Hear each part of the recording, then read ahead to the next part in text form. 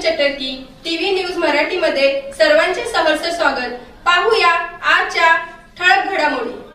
श्री दानम्मा देवीचे तीर्थक्षेत्र गुड्डापूर येथे सर्वत्र उत्साही वातावरण।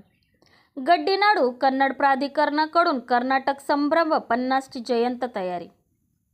भव्य शामियान्याचे काम पूर्ण, 10,000 खुर्च्यांची व्यवस्था। मोठ्या प्रमाणात भाविक येण्याची शक्यता। रविवार दिनांक 29 रोजी संमेलनाचा एक दिवस आधी विजयपूरचे जिल्हाधिकारी टी बुबलान व सीईओ ऋषी आनंद यांनी सर्वत्र पाहणी करून समाधान व्यक्त केले, तर त्यांच्याकडून काही सूचनाही देण्यात आल्या। संमेलन तयारी मात्र युद्धपातळीवर करण्यात आलेली आहे। कर्नाटक संभ्रम 50 या संमेलनाच्या पार्श्वभूमीवर सीमा भागातील कन्नड भाषिक नागरिकांच्यासाठी कल्याणकारी योजना व विद्यार्थ्यांसाठी नलिकली या योजनेअंतर्गत कन्नड माध्यमातून विद्यार्थ्यांना प्रोत्साहन देण्याच्या उद्देशाने व सांस्कृतिक कार्यक्रमांचे भव्य आयोजन या ठिकाणी करण्यात आले आहे। कर्नाटक भवनच्या समोर विशाल शामियाना उभारण्यात आला असून 10,000 लोकांच्या बसण्याची व्यवस्था करण्यात आलेली आहे। कर्नाटकचे मुख्यमंत्री सिद्धरामय्या यांच्या हस्ते उद्घाटन करून संमेलनाला चालना देण्यात येणार आहे। मुख्यमंत्रीसह कॅबिनेटमधील अनेक मंत्री यावेळी उपस्थित राहणार आहेत। कर्नाटक राज्याच्या सीमा भागाशी जोडले गेलेले एकूण 6 राज्यातील बडे नेते मंडळी व कलाकार आवर्जून उपस्थित राहणार आहेत। गडीनाडू प्राधिकरणाचे अध्यक्ष सोमन्ना वेबिन मरद व सेक्रेटरी प्रकाश मत्ती हळहळी गेली यांनी 8 दिवसांपासून गुड्डापूर येथे मुक्कामी राहून अहोरात्र सीमा भाग पिंजून काढला आहे। उद्या सोमवार दिनांक 30 सप्टेंबर रोजी सकाळी 10 वाजता कार्यक्रमात शुभारंभ होणार असून 10,000हून जास्त नागरिक उपस्थित राहतील, असा अंदाज देवस्थान ट्रस्टचे चंद्रशेखर गोबी यांनी यावेळी सांगितले। नुकतेच जत येथील मार्केट यार्डमध्ये आमदार विक्रमसिंग सावंत यांच्यासह घेण्यात आलेले संयुक्त पत्रकार परिषदेत कर्नाटक राज्य सीमा भाग विभाग प्राधिकरणाचे अध्यक्ष सोमन्ना वेबिन मरद यांनी आपले मनोगत व्यक्त केले होते। टीव्ही न्यूज मराठीचे संपादक नजीरबाई चटर्की यांचा हा ग्राउंड रिपोर्ट। ಇದೇ ತಿಂಗಳು 30ನೇ ತಾರೀಕಿಗೆ ನಡೆಯತಕ್ಕಂತಹ ಕರ್ನಾಟಕದಲ್ಲಿ 50ರ ಸಂಭ್ರಮ, ಆ ನಿಮಿತ್ತ ಇಡೀ ಕರ್ನಾಟಕದಾದ್ಯಂತ 4 ಕಡೆ ಕಾರ್ಯಕ್ರಮ ಮಾಡಬೇಕು ಅಂತೇಳಿ ಕರ್ನಾಟಕ ಸರ್ಕಾರ ನಿರ್ಣಯ ತೆಗೆದುಕೊಂಡಿತ್ತು। ಮೊದಲನೇ ಕಾರ್ಯಕ್ರಮ ಮಂಗಳೂರು, ಮೈಸೂರು, ರಾಯಚೂರು, सांगली ಜಿಲ್ಲೆಯ ಜತ್ತದ ಗುಡ್ಡಾಪುರ ಗ್ರಾಮ। ಕಳೆದ ಬಾರಿ ನಾನೆಲ್ಲ ನಿಮಗೆ ಭೇಟಿಯಾಗಿ ಹೋಗಿದ್ದೆ, ಮಾನ್ಯ ಶಾಸಕರು ನಾವು ಎಲ್ಲರೂ ಕೂಡಿ ಮಾತಾಡಿದ್ವಿ। ಕಳೆದ ತಿಂಗಳು 28ನೇ ತಾರೀಕಿಗೆ ಮಾನ್ಯ ಮುಖ್ಯಮಂತ್ರಿಗಳು ಬಂದು ಈ ಕಾರ್ಯಕ್ರಮದ ರೂಪರೇಷೆ ಇವತ್ತೇನು ಹೇಳಿದ್ರಲ್ಲ ಅದನ್ನು ಮಾಡಬೇಕು ಅಂತ ಇತ್ತು, ಕಾರಣಾಂತರಗಳಿಂದ ಅದು ಮುಂದೋಯ್ತು। ಆ 50ರ ಸಂಭ್ರಮದಲ್ಲಿ ಈಗಾಗಲೇ ಕರ್ನಾಟಕದಲ್ಲಿ ಕನ್ನಡದ ತೇರು ಅಂತ ಹೇಳಿ ಹಂಪಿಯಿಂದ ನಾವು ಪ್ರಾರಂಭ ಮಾಡಿದ್ದೇವೆ। ಹಂಪಿಯಿಂದ ಹಿಡಿದು ಸುಮಾರು 26 ಜಿಲ್ಲೆಗಳಲ್ಲಿ ಆ ತೇರು ಕನ್ನಡದ 50ರ ಸಂಭ್ರಮದ ಸಲುವಾಗಿ ಅಡ್ಡಾಡ್ತಾ ಇದೆ।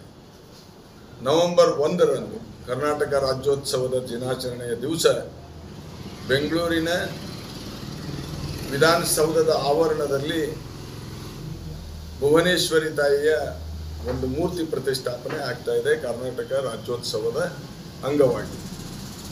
ಅದರ ನಿಮಿತ್ತ ಈ ಭಾಗದಲ್ಲಿ ಜತ್ತದಲ್ಲಿ ಬಹಳಷ್ಟು ಮತ್ತು ಅಕ್ಕಲಕೋಟೆಯಲ್ಲಿ, ಸಾಂಗ್ಲಿ, ಸೊಲ್ಲಾಪುರ ಈ ಕಡೆ ಕನ್ನಡಿಗರು ಬಹಳಷ್ಟು ಜನ ಇದ್ದಾರೆ। ಇಲ್ಲಿನೂ ಸಹ ಒಂದು ಕಾರ್ಯಕ್ರಮ ಮಾಡಬೇಕು ಅಂತ ಕರ್ನಾಟಕ ಸರ್ಕಾರದ ಕನ್ನಡ ಮತ್ತು ಸಂಸ್ಕೃತಿ ಇಲಾಖೆ ಮಾನ್ಯ ಮುಖ್ಯಮಂತ್ರಿಗಳ ಅಧ್ಯಕ್ಷತೆಯಲ್ಲಿ ಈ ಕಾರ್ಯಕ್ರಮವನ್ನು 30ನೇ ತಾರೀಕಿಗೆ ಇಟ್ಕೊಂಡಿದೆ। ಅದಕ್ಕೆ ಈ ಒಂದು ಕಾರ್ಯಕ್ರಮಕ್ಕೆ ಬಹಳಷ್ಟು ಹಿರಿಯರು ಬರ್ತಾ ಇದ್ದಾರೆ। ಕರ್ನಾಟಕದ ಮೂಲೆ ಮೂಲೆಗಳಿಂದ 150ಕ್ಕೂ ಹೆಚ್ಚು ಕಲಾ ತಂಡಗಳು ಭಾಗವಹಿಸ್ತಾ ಇದ್ದಾರೆ। ಇದರಲ್ಲಿ ನಾವು ನಮ್ಮ ಇಲಾಖೆಯಿಂದ ಅಂದರೆ ಕನ್ನಡ ಉಳಿಸುವುದರ ಸಲುವಾಗಿ, ಕನ್ನಡ ಬೆಳೆಸುವುದರ ಸಲುವಾಗಿ ಈ ಕಾರ್ಯಕ್ರಮ ನಮ್ಮ ಕರ್ನಾಟಕದಲ್ಲಿ, ಅದೇ ರೀತಿ ಇಲ್ಲಿ ಒಂದು ಕಾರ್ಯಕ್ರಮ ಹಾಕ್ಕೊಂಡದ್ದು, ಇಲ್ಲಿನೂ ಸಹ ಮಾನ್ಯ ಮುಖ್ಯಮಂತ್ರಿಗಳು ಬಂದು ಗಡಿ ಪ್ರದೇಶ ಅಭಿವೃದ್ಧಿ ಪ್ರಾಧಿಕಾರದ ವತಿಯಿಂದ ಪ್ರಶಸ್ತಿಯನ್ನು ಕೊಡೋರಿದೆ। ಆ ಪ್ರಶಸ್ತಿಯನ್ನು ಕರ್ನಾಟಕ ಸರ್ಕಾರದವರು ಹಿರಿಯ ಸಾಹಿತಿಗಳು ಡಾಕ್ಟರ್ ಬರಗೂರ ರಾಮಚಂದ್ರಪ್ಪನವರ ನೇತೃತ್ವದಲ್ಲಿ ಒಂದು ಸಮಿತಿಯನ್ನು ಮಾಡಿ ಆ ಸಮಿತಿ ಎಲ್ಲ ಆಯಾಮಗಳಿಂದ ವಿಚಾರ ಮಾಡಿ ಪ್ರಶಸ್ತಿಗೆ ಯಾರು ಆಯ್ಕೆಯನ್ನು ಮಾಡಬೇಕು ಅಂತೇಳಿ ಅವರು ಮಾಡಿಟ್ಟಿದ್ದಾರೆ. ಈಗಾಗಲೇ ಕಳೆದ ಬಾರಿನ ಮಾಡಿದ್ರು. ಅದು ಪ್ರಶಸ್ತಿ ಪ್ರದಾನ ಕಾರ್ಯಕ್ರಮ ಆಗಿದ್ದಿಲ್ಲ.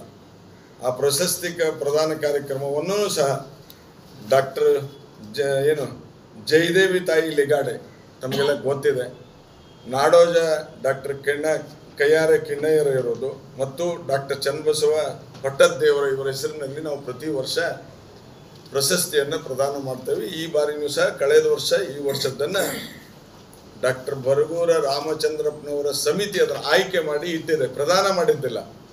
ಆ ಒಂದು ಪ್ರಶಸ್ತಿ ಪ್ರದಾನದ ಕಾರ್ಯಕ್ರಮವನ್ನು ಮಾನ್ಯ ಮುಖ್ಯಮಂತ್ರಿಗಳ ಹಸ್ತದಿಂದ ಮತ್ತು ವಿಶೇಷವಾಗಿ ನಮ್ಮ ಇಲಾಖೆಯ ಒಂದು ಲಾಂಛನವನ್ನು ಈ ಭಾಗದ ಕನ್ನಡಿಗರ ಕೆಲವೊಂದು ಸಮಸ್ಯೆಗಳ ಬಗ್ಗೆ ಮನವಿಯನ್ನು ತೆಗೆದುಕೊಳ್ಳೋದ್ರ ಸಲುವಾಗಿ ವಿಶೇಷವಾಗಿ ಇವತ್ತು ಅವರು ಬರ್ತಾ ಇದ್ದಾರೆ. ಇನ್ನು ನಾನು ಆಗಲೇ ಹೇಳಿದೆ, 6 ರಾಜ್ಯಗಳ ಗಡಿ ಪ್ರದೇಶದ ಅಂದರೆ ಕರ್ನಾಟಕ ರಾಜ್ಯದ 6 ಹೊಂದಿಕೊಂಡಂಥ ರಾಜ್ಯಗಳು, ತಮಿಳುನಾಡು ಇರ್ಬೋದು, ತೆಲಂಗಾಣ ಇರ್ಬೋದು, ಆಂಧ್ರ ಇರ್ಬೋದು, ಕೇರಳ ಇರ್ಬೋದು, ಗೋವಾ ಇರ್ಬೋದು, ಮಹಾರಾಷ್ಟ್ರ ಇರ್ಬೋದು, ಈ 6 ಬಾರ್ಡರ್ಗೆ ಹೊಂದಿದಂಥ ಎಲ್ಲ ಕನ್ನಡ ಪರ ಇರ್ಬೋದು, ಜಾನಪದ ಇರ್ಬೋದು, ಡೊಳ್ಳು ಇರ್ಬೋದು, ನಾಟಕ ಇರ್ಬೋದು, ದೊಡ್ಡಾಟ ಇರ್ಬೋದು, ಸಣ್ಣಾಟ ಇರ್ಬೋದು, ಸಂಗೀತ ಇರ್ಬೋದು, ನಗೆ ಹಬ್ಬಗಳು ಇರ್ಬೋದು, ಇಂಥ ಕಾರ್ಯಕ್ರಮವನ್ನು ಸಹ ಅವತ್ತು ತಗೊಂಡಿದ್ದೇವೆ. ಅವತ್ತು ಖ್ಯಾತ ಗಾಯಕಿ ಸಂಗೀತ ಕಟ್ಟಿಯವರು ಆ ಒಂದು ಕಾರ್ಯಕ್ರಮದಲ್ಲಿ ಭಾಗವಹಿಸ್ತಾರೆ. ಅದ್ರ ಜೊತೆಗೆ ತಾವೆಲ್ಲ ಕೇಳಿರ್ಬೇಕು, ನಮ್ಮ ಗಂಗಾವತಿ ಪ್ರಾಣೇಶ್ ಅಂತೇಳಿ, ತಾವು ಅವಾಗ ಇವಾಗೆಲ್ಲ ಟಿ ವಿ ಒಳಗೆ ನಗಬೇಕು ಅಂದಾಗ ಇಲ್ಲೆಲ್ಲ ನಗದಲ್ಲಿ ನೀವು ಅವ್ರು ಬಂದರು ಅಂದ್ರೆ ನಗತೀರಿ. ಆ ಒಂದು ಕಾರ್ಯಕ್ರಮವನ್ನು ಅವತ್ತು ಹಾಕ್ಕೊಂಡಿದ್ದೇವೆ. ಅದ್ರ ಜೊತೆಗೆ ಇನ್ನೂ 10 ಹಲವಾರು ಇಲ್ಲಿಯ ಸಂಘಟಕರು ಏನು ಮನವಿಯನ್ನು ಕೊಡ್ತಾರೆ, ಈಗಾಗಲೇ ಮಾನ್ಯ ಶಾಸಕರು ಹೇಳಿದ್ದನ್ನು ಕೇಳಿದ್ರು, ಅವ್ರು ಏನು ಹೇಳಿದ್ರಲ್ಲ ಅದನ್ನು ಇಲ್ಲಿ ಈ ಚರ್ಚೆ ಆಗ್ತಿದ್ದಾರೆ, ಅದರ ಇದೇ ಐತಿ. ಅದ್ರ ಜೊತೆಗೆ ನಮ್ಮ ಕನ್ನಡ ಶಾಲೆಗಳಿಗೆ ವಿಶೇಷವಾಗಿ ನಾವು ಶಾಸಕರು ಕೂಡಿ ಕಳೆದ ಬಾರಿ ಎಲ್ಲ ಶಾಲೆಗಳಿಗೆ ಹೋಗಿ ಭೇಟಿ ಕೊಟ್ಟಾಗ ಅಲ್ಲಿ ಕೆಲವೊಂದು ಸಾಮಗ್ರಿಗಳು ಇದ್ದಿದ್ದಿಲ್ಲ. ಆ ಸಾಮಗ್ರಿಗಳನ್ನು ಕರ್ನಾಟಕ ಸರ್ಕಾರದ ವತಿಯಿಂದ ಕನ್ನಡದ ಶಾಲೆಗೆ ಅವತ್ತು ಸಾಂಕೇತಿಕವಾಗಿ ಅದನ್ನು ವಿತರಣೆ ಮಾಡುವಂಥ ಕಾರ್ಯಕ್ರಮ, ಅದನ್ನು ಮುಗಿಸಿ ಆ ಬಳಿಕ ನಾವು ಎಲ್ಲ ಶಾಲೆಗಳಿಗೆ ಅದನ್ನು ಕೊಡುವಂಥದ್ದು.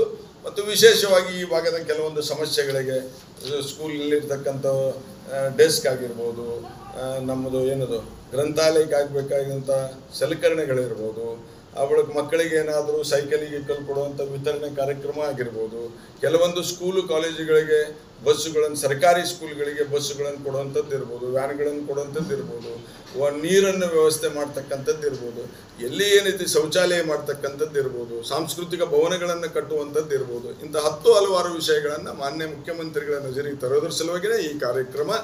ಆ ಕಾರ್ಯಕ್ರಮಕ್ಕೆ ವಿಶೇಷವಾಗಿ ನಮ್ಮ ಮುಖ್ಯಮಂತ್ರಿಗಳು ಇರ್ಬೋದು, ಉಪಮುಖ್ಯಮಂತ್ರಿಗಳು ನಾಡ್ದ ಡೇಟ್ ಕೊಡ್ತಾರೆ ಅಂತಾರೆ, ಇವ್ರದ್ದು ಫೈನಲ್ ಆಗಿದೆ. ಆ ಬಳಿಕ MB ಪಾಟೀಲ್ ಸಾಹೇಬರು ನಮ್ಮ ಜಿಲ್ಲಾ ಉಸ್ತುವಾರಿ ಮಂತ್ರಿಗಳು, ಅವರು ಫಾರಿನ್ಗೆ ಹೋಗೋದ್ರಿಂದ ಅವತ್ತಿನ ಕಾರ್ಯಕ್ರಮ ಇರೋದಿಲ್ಲ. ನೀವು ಒಳ್ಳೆಯ ಯಶಸ್ವಿಯಾಗಲಿ, ಮಾನ್ಯ ಶಾಸಕರಿಗೆ ನಾನು ಮಾತಾಡ್ತೇನೆ, ಅವ್ರ ನೇತೃತ್ವದಲ್ಲಿ ಮಾಡ್ರಿ ಅನ್ನೋಂಥ ಮಾತನ್ನು ನನಗೆ ನಿನ್ನೆ ತಿಳಿಸಿದ್ದಾರೆ.